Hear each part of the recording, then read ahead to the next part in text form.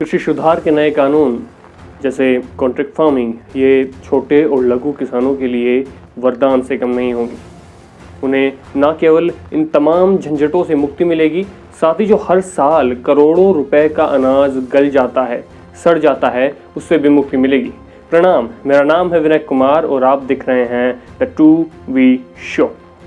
SBI के इकोरेप report में जिक्र किया गया है तमाम कृषि सुधारों का, चाहे वो मंडियों के बाहर बेचना हो, कॉन्ट्रैक्ट फार्मिंग हो या फिर आवश्यक वस्तु के भंडारण का। तो चलिए फिर तमाम जानकारियां, तमाम जो भी कुछ रिपोर्ट में है वो आपको विस्तार से बताते हैं। रिपोर्ट में बताया गया है कि जब आप इससे पहले जब सरकारी खरीद होती थी तो भंडारण की व्यवस्था नहीं थी। अब नई नई टेक्नोलॉजी आएगी, निजी निवेश होगा तो भंडारण की व्यवस्था होगी।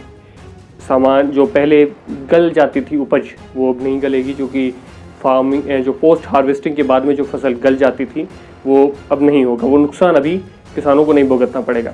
साथ ही जो छोटे और लघु किसान हैं वो जब संगठित खेती करेंगे, सामूहिक खेती करेंगे, तो वो उपभोक्ता कंपनियों को भी आकर्षित कर सकते हैं, बड़े बड़ी उपभोक्ता कंपनियों को भी आकर्षित कर सकते हैं। साथ ही उन्हें जो जोखिम भरी खेती है, भाव के लिहाज से अगर हम देखें तो जो जोखिम भरी खेती है उससे भी कहीं ना कहीं निजात मिलेगी। साथ ही जो उपज की मूल्य है वो सही मिलेगा, या सही मिलेगा ऐसा ही हम कह सकते हैं, क्योंकि इससे पहले उपज का मूल्य सही नहीं मिलता था। हम ऐसा कह सकते हैं कि अब सही मिलना शुरू हो सकता है और बढ़ भी सकता है। जैसा कि MSP का जिक्र किया जा रहा है कि MSP को कानूनी प्रावधान बनाया जाए तो इससे भी बढ़कर उपज का दाम किसानों को मिल सकता है। खेतों में फसलें पक जाने के बाद में हार्वेस्ट और पोस्ट हार्वेस्ट के बाद में जो नुकसान होता है वो कहीं ना कहीं कॉन्ट्रैक्ट फार्मिंग के बाद कम होगा, क्योंकि भंडारण की व्यवस्था आ जाएगी। अब इसमें उसके आंकड़े भी दिए गए हैं कि कितना नुकसान हार्वेस्ट और पोस्ट हार्वेस्ट के बाद होता है। पहले आंकड़े देख लीजिए। 2015 की एक अन्य रिपोर्ट के मुताबिक पोस्ट हार्वेस्ट स्तर पर अनाज में 4.6 से 6%, दलहन फसलों में 6.4 से 8.4%, माफ कीजिए, तिलहन फसलों में 3.1 से 10% और फल सब्जियों में 12 से 15% तक का नुकसान होता है। अब जब ये आंकड़ा आपने फीसदी में सुना है तो मैं आपको इसे रुपए में बताता हूँ। थोड़ा और गौर से सुनिएगा मेरी बात को। अब इस फीसदी के आंकड़े को आप पैसे में सुनिए, और पैसे में सुनिए सालाना अन्न, जो अनाज जिसे हम कहते हैं, वो 27,000 करोड़ रुपए का इससे नुकसान, अन्न जो गल जाता है उसका नुकसान है।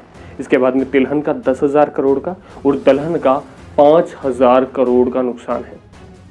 यानी अब जो कह रहे हैं कि कॉन्ट्रैक्ट फार्मिंग होगी, किसान कॉन्ट्रैक्ट करेंगे, चाहे वो छोटे हो बड़े हो, छोटे किसान संगठित होकर कॉन्ट्रैक्ट करेंगे तो इसमें भी बहुत सुधार होगा, इससे भी बहुत सुधार होगा। इस रिपोर्ट में यह दावा किया गया है कि जो 86% लघु और सीमांत किसान हैं वो जब संगठित होकर खेती करेंगे तो इससे बहुत बेनिफिट होगा। साथ ही मंडियों के बाहर बेचने का भी प्रावधान जो इन कानूनों में किया गया है, जब वो मंडियों के बाहर बेचेंगे तो उनको उपज का बहुत अच्छा मूल्य मिल सकता है।